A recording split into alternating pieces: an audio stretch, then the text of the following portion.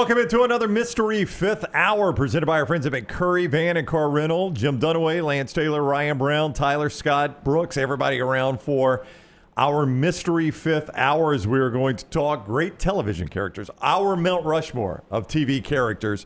If you need a car or truck, rent from McCurry. They're on the Mount Rushmore. They are the Mount Rushmore of rental companies. They are a local rental company you can depend on, all kinds of vehicles to choose from. Trucks, SUVs, passenger vans, easy in, easy out. Athens, Muscle Shoals, Huntsville, 2nd Avenue Northwest in Coleman, Skyland Boulevard in Tuscaloosa. Reserve your rental today, 256-559-1003, 256-559-1003, or McCurryRentals.com. This was a 4-ounce question from Tyler, and when he answered it, all of us were like, no, we got to think about this. Yeah, right? yeah. I mean, so...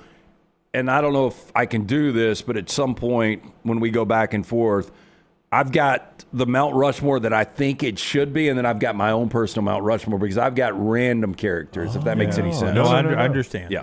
Well, I'll give you mine because mine's going to be different because I tried to be different from you guys because I feel like you guys will be a lot alike. Y'all like the same things. Well, how many Sex and the City characters are there? I've got 0 Sex in the City, but I am the oldest person here, so I will pull somebody from the 70s, and I'll put Hawkeye Pierce up there first from a TV show that used to be called MASH. A lot of people will put Archie Bunker on their list for his social change, but for a young kid, Hawkeye Pierce was interesting. He was funny, but he was troubled in time of war, but it was a dark comedy or a comedy in MASH. I just thought he was a wonderful television character. I put him in my sort of old television history category, bumping out Archie Bunker, Andy Griffith, Lucille Ball, all probably deserving to be on this list, but there's only 4. Then I go to the 90s, the end of my single years, and I put George Costanza on there. I got to choose somewhere from Thursday night television in NBC, which was must-see TV on Thursday nights. So do you go Friends or Seinfeld? I think Seinfeld maybe impacted America more. And so now you pick Costanza or Kramer. I think Costanza probably was more important. So I go George Costanza. Then I go Don Draper, maybe one of the best TV characters of all time. Just a cool dude. I mean, I see him in other shows still to this day. He has successful other shows, but he's always Don Draper to me. And that just speaks volumes to what kind of character that was. And then there's Michael Scott of The Office, and that got me to sort of what I still occasionally will throw on as background noise. Michael Scott, hilarious character.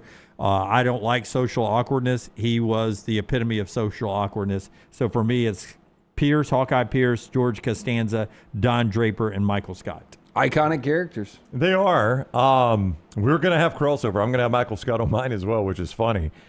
Hawkeye Pierce, I remember as a kid watching MASH, and my parents didn't always let me watch it, so it must have been at the time objectionable content, at least for my parents. Yeah, I mean, the only thing, like, they had a still, Yeah. like him and, I think at one time it was Trapper and one time BJ, and so they had alcohol right there in their tent, and then they would occasionally take a nurse, and another, and everybody was married in the show, but they were banging in tents left and right. Yeah, but I also remember, like, he's walking around in a bathrobe and stuff like that, and as a kid, you're like, man, the Army, that'd be kind of cool. Looks fun. Yeah, they live in a tent, and they do whatever they want, and he's wearing a bathrobe all around. I mean, there was nothing like that. Until you heard the helicopters coming in. Yeah. Then it got real. Yeah. Oh, crap. Yeah, but you're right. The way that show would transition from did it have a laugh track?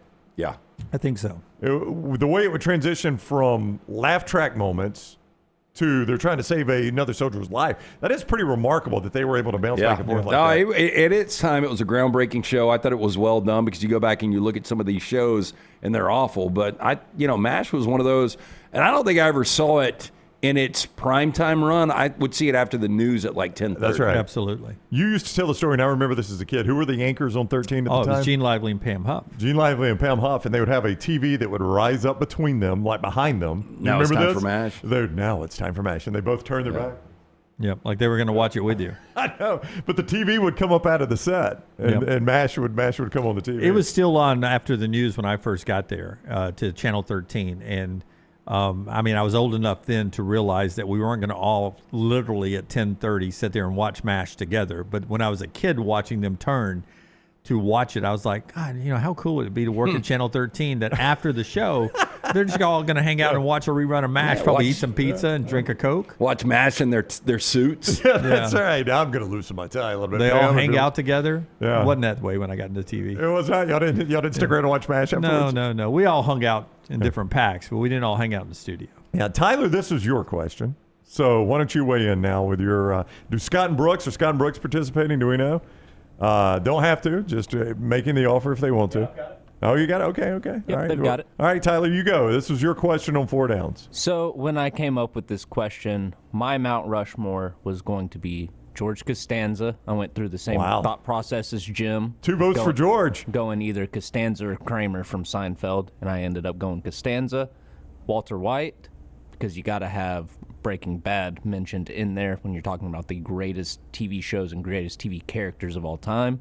Tony Soprano, because that's sort of kicked off the whole archetype of the anti-hero, and having the main character of a multi-season TV show be a despicable human being and still be able to get fans. And then finally, a little off the beaten path, Bugs Bunny. Okay. I wanted to throw an animated character in there, and I thought, do I go Eric Cartman from South Park? Nah. Do I go Homer Simpson? But that feels like I'm just kind of, citing my sources. Like, the Simpsons has had 40 seasons. It's got to be Homer. I mean, Homer is big, though. It is big. Bugs Bunny's my favorite. I might have an animated character on mine. I'll go ahead and tease. For my kids, or for me, not my kids, but for me, Scooby-Doo was that character, right? But I saw some lists that had SpongeBob on there. Yeah. SpongeBob would work as well. He became the mascot of Nickelodeon and moves a ton of merchandise. That's right. A ton. Scott or Brooks, who wants to go next?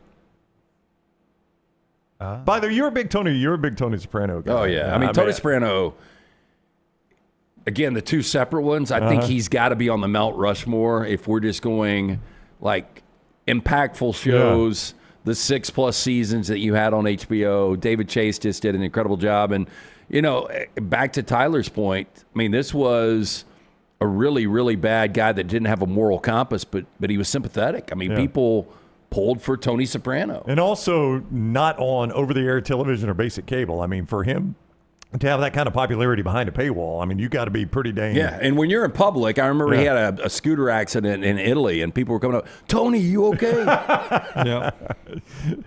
Here, I'll go. All right, Scotty. It being a Mount Rushmore, I actually made a Mount Rushmore. Of course. So the first George Costanza's 3 of 3 now. Yeah, and so the first 2 for me were no-brainers. George Costanza and Walter White. I think that's where my list started. Those 2 were no doubters. But then I went Al Bundy from Married with Children and Hank Hill from King of the Hill. That is 2 shows I have never seen. King of the Hill is so good. Sky heavy on the Fox right there, Fox Network. Yeah, and heavy on the AI lately, man. Is that our bill or is that your bill? I like it. Hey, so just real, because Jim did the same thing, but Tyler and Scott, why Costanza over Kramer? Were those? I think it's more important to the show. I thought more depth to the character too. Yeah, I feel like Kramer is mainly just a bit role. Like he's there to do some physical comedy. It's almost slapstick, yeah. And then just out the door he goes. He's back across the hall. I think George is more relatable, too. Yep. George is definitely relatable to an extent, too. And he actually drives the plot forward. Okay. That's fair enough. I mean, I was just curious why. Yeah. Apparently, fans have come up to Jason Alexander and told him that the opposite strategy actually works. Yeah, and it changed their lives. But so Jason Alexander, that character was based on Larry David, right? The creator of Seinfeld, who to me, again, like Seinfeld was okay, but Curb Your Enthusiasm was so freaking good, and Larry David's character in that was so incredible. I do have a character on my personal list that will come from Curb. It's not Larry David, but I think Larry David has to be in the mix for the all-time guys, too. So I saw an interview recently with Jason Alexander where he was written out of one episode. I don't remember this, but he was written out of an episode, and he went to Larry David, and he's like, this is not a power play. I'm just saying if I'm not going to be in every episode, I don't know that I can pour my life into this. Basically, don't do that. If you're going to do it again, if you're going to write me out, tell me. And it's amazing that he became such a critical character, but he had to have that conversation with Larry David. Yeah. That's a pretty bold conversation to have. Yeah, he almost just completely walked off the show in its entirety, and then he almost did it again when it came time to renegotiate contracts for TV and syndication rights and all that stuff. Yeah. I did not know, Scott, you were such a King of the Hill fan. Yeah. Okay. Well, I'm sorry. I didn't know. We've never had that discussion. No, but I'm aware of it. So. I enjoy King of the Hill. Okay. They do have a ladybird in King of the Hill, right? They do. Yeah. They do. Yeah. Yeah. Again, King of the Hill is one of those that I see most in the Fox promos during the NFL. Propane and propane accessories. All right, Brooks, what you got? Brooks, this is his first ever Mystery Fifth Hour. You know, I almost went with an animated character, and if I did, I would have gone Peter Griffin. Love Family Guy. Yeah. Watched that a lot as a teenager. First character I'll go with, probably off the beaten path here. This is just a personal list. As a millennial growing up, Mr. Feeney, George Feeney from Boy Meets World, was a very impactful character, taught a lot of life lessons, taught the same class pretty much all the way up through college. Boy Meets World was an amazing show. Disney doesn't make any shows like that anymore, in my opinion. I'll go Fraser Crane. That's a show that my wife and I have watched through its entirety in the last couple of years. Have really grown to appreciate him. Longest running character in TV history through, I guess, 3 different iterations of him, because they brought Fraser back a couple of years ago for a new version of it. Who else did I have on there? I just totally blanked on my other 2 because I had it in the back of my mind. I know. Brooks has got a 2-headed Mount Rushmore right now. We gotta have 4 heads. I definitely had 2 more on here. Lord, I just forgot his name from Parks and Rec. Ron Swanson. Ron Swanson, 100% is on my list. Ron Swanson is a hysterical character. I've quoted him a number of times. A lot of people have gone Parks and Rec versus The Office. I leaned more towards Parks and Rec than The Office. I don't think The Office is like not funny by any means, but I preferred Parks and Rec. Maybe I will stick Peter Griffin in here since I can't remember what my 4th one was. So I'll go with Peter Griffin because he's an awesome character. Yeah, feels like you just tagged him on because you couldn't remember your 4th. If I remember the other guy, I'll come back to it. Okay, yeah, so we'll swing back around to Brooks. That's basically why Ben Franklin's up there, right? Why? They just tagged him on up there. He's not on Mount Rushmore. He's on the $100 bill. Thank you. I'd rather be on the $100 bill than Mount Rushmore, I think. Would you? More people are going to see the $100 bill than are going to see Mount Rushmore. He's on Brooks's Mount Rushmore because Brooks have been like, I think I was going to go Chandler Bing, but who is this 4th guy going to be? Let's make it Ben Franklin. I think I was going to go Chandler Bing, but I think I'll go Peter Griffin. Okay, Peter Griffin in front of Chandler Bing. I don't know who Peter Griffin is. Peter Griffin is Family Guy. He's going to be on mine too. Yeah. Peter Griffin is Family Guy. He's the dad on Family Guy. Glasses and a butt chin. Do you want to separate your personal? Yeah, that's fine. Okay, so you go now. So the ones that I think should be on Mount Rushmore are Walt White, Breaking Bad. This is if this is not your personal. Not personal. Okay, all right. Yeah, this is just ones that I think are iconic brands. Gotcha. And again, there's probably 25 different guys you could go with. But I think Walt White, Breaking Bad, Tony Soprano, The Sopranos. You mentioned Archie Bunker. I just think because of the impact it had on television at that time, I thought Carol O'Connor's character was groundbreaking. And then J.R. Ewing, Larry Hagman, Dallas. Yeah, I didn't think about that. That was the biggest cliffhanger in Who Shot JR? It's what everybody talked about all summer. I can remember. What year was that? Do you remember what year that was? 84? 83, 84. 83, 84. So I was a young kid back then. So I was born in 76.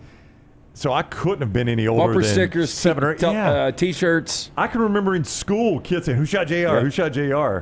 I mean, it was one of the most incredibly crafted cliffhangers that you'll ever see. But if you go back, like it was on CMT for a while, like Jeeves, you're looking. Have you ever seen Dallas? I have not. Okay, Do you know the premise? It sounds like it could be a cop show. No. The Ewing family lived at South Fork. Ewing Oil. They own an oil company. They own an oil company, and Never Larry. seen an episode. You've never seen an episode? Nope. Have you really not? I believe when you came up, you never watched Dallas. Never watched. J.R. Ewing, I guess. such a great character. Was drinking his branch and water, freaking 11 o'clock in the morning, chasing tail nonstop. So basically, the matriarch or the patriarch of the family, Jock Ewing, dies, and it's a power struggle between the two brothers, Bobby and JR. for the power in the company. Yeah. And the mom gets involved, and then of course Jock had an illegitimate son that comes in. Yeah. The Was that Cliff Barnes? That was Cliff Barnes. Yeah. And one of the best lines ever from the show is Jay. And I'm not going to get this spot perfect, but it's pretty much what JR says. Larry Hagman, such an amazing character, tells Cliff Barnes one time that me and Bobby got oil in our veins. You got fertilizer in yours. So get out. Dude, Larry Hagman was such a good line. And he was one of those guys that they said would start drinking vodka at like 6 in the morning before the shoots and would drink all freaking day. Like he was living JR's character. Yeah. So, I mean, I don't know, Tyler, that I could say go back and watch it now and you would like it. But it was very entertaining. It was very entertaining in the day. I'm stunned that you never saw an episode. That's crazy. One episode. Yeah, I think not even the Who Shot JR episode. Yeah. So there's another cliffhanger in there. I mean, spoiler alert, but this is 100 years old. Bobby Ewing, played by Patrick Duffy, dies. And they realized they made a mistake by him dying. Did a dream sequence. So they did a dream sequence out of it. Which is such a cop-out. You can't get away with that now. They did 100%. It was of course, Game of Thrones got away with killing Jon Snow and bringing him back. Yeah. That was a jump the shark moment. Yeah. Definitely. I don't know that. The show. I don't know if it's a contract dispute with Patrick Duffy or what, but they realized they made a mistake. Oh, yeah. So I can't believe you've never seen this story. So the way they do this is he comes back on set and they film a shower scene. Like he's in the shower and his wife, Victoria Principal, I would know way too much about this show. This is crazy. His wife wakes up and hears the shower running and goes in and he's in the shower. Well, so word didn't get out. They told everybody on the set they were only filming a soap commercial. Like when they filmed it, the very few people knew that they were actually filming something for the actual show. They thought he was just coming back to film I think they told him it was Irish Spring. So they even staged an Irish Spring commercial. I didn't know that story. Yeah, they even staged an Irish Spring commercial so word wouldn't get out that he was coming back to the show. Was it one of those shows that had like the integrated ad placement? Not really. Oh, no, okay. No, they just thought they were filming a commercial. Then it makes sense. He's just popping up to just do his little Irish Spring bit. Yeah. But apparently that kept word from getting out. All right, so that's who you say has to be on. I'll give you mine, and then Lance will come back and give you his personal. Mine are going to be maybe not the main character from some of these shows. I am going to start with Breaking Bad, and I'm going to go Saul Goodman. And obviously he turned into his own show. But to me, I loved Breaking Bad, but the day Saul Goodman got introduced, and I had heard you and Rockstar and Luganville and all of them talk about Breaking Bad. I'd never watched it, so I didn't know who Saul Goodman was. But the day he gets introduced, it's incredible. It really is. I mean, and such a well-respected writer, Bob Odenkirk for SNL back in the day. But his ability to take that character and really just, I mean, there was a lot of comedic timing in that show, as dark as it was. No doubt. But he was the funniest so of the whole bunch. And then Better Call Saul was obviously really good as well. I'm going to go Mad Men as well, Dunaway, but I'm going to go Roger Sterling instead of Don Draper. Roger Sterling made me laugh on that show constantly. His character incredible was just spectacular. Such a good character. I am going to go Michael Scott. Dunaway said Michael Scott. And then I'll go Peter Griffin. Peter Griffin on Family Guy, they get away. Basically, their premise is we'll make fun of every person in every group so that nobody can get pissed off at us. And they take on everybody. There's nobody that is spared. And the stuff they say, I'm like, I can't believe they're getting away with this. So they stole that from South Park? I mean, I guess. They started roughly around the same time, like within a year or two of each other. Yeah. South Park just ended up selling their show to Comedy Central and then Family Guy to Fox. Yeah. I mean, I laugh out loud at Family Guy. I find it hilarious. Do you have a favorite episode? My favorite scene from Family Guy is the one where Lois is teaching them the card game and she's running through all the rules. And he steps aside and pulls the trigger, and he gets down in hell, and Satan's running through the same rules of the card game. Such a funny scene. Probably my favorite. I'm trying to remember my favorite actual episode of Family Guy. Road to Multiverse is mine. That was a good one. Yeah, I'm trying. There's one that my oldest daughter loves Family Guy. She and I watch them together, and we just howl. I like the ones where they do the spoofs on the movies.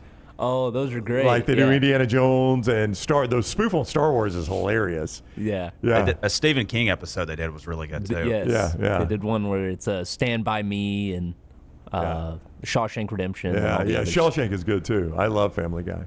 All right, Lance, your personals. So we have duplication, Roger Sterling. Okay, yeah. Absolutely incredible. I think he probably embodies the Mad Men of the 60s. Yep.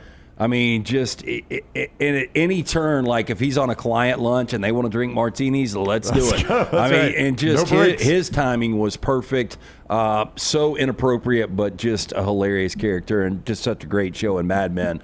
Omar Little from The Wire. Thought about him. I didn't even finish The Wire, but I watched enough to know he was great. Yeah, you hear him whistling with that sawed off coming. The Wire, such a great show, and I thought he was the best character of that entire show. Al Swearingen from Deadwood. You had Dunaway, you watched Deadwood too, didn't you? I didn't watch Deadwood. Twice now. I had never watched it until LT told me to watch Ian it. McShane, who turned 81, I think, this week, was so freaking good and a great ensemble cast for a show that really was so abbreviated because it was such a niche audience. But I thought Ian McShane as Al Swearingen was one of the best characters you will ever see. And then from Curb Your Enthusiasm, Leon. Leon just so freaking funny. Moves in. The episode was Meet the Blacks. They bring him in from Hurricane Katrina, and Leon comes in. I think it was season 3, and he never leaves. Yeah, he just moves into Larry's house, and he is there forever. So was he supposed to be a bit role, and it was so good? I think so. Oh, really? Yeah. Interesting. Yeah, Leon's just freaking incredible. I have not watched all of Curb Your Enthusiasm, but the stuff I see from there that makes me laugh the most is Super Dave Osborne. Oh, he's good in it too. He is so funny. I mean, in that all show. their, freaking Richard. He just passed away. Richard Lewis. Yeah.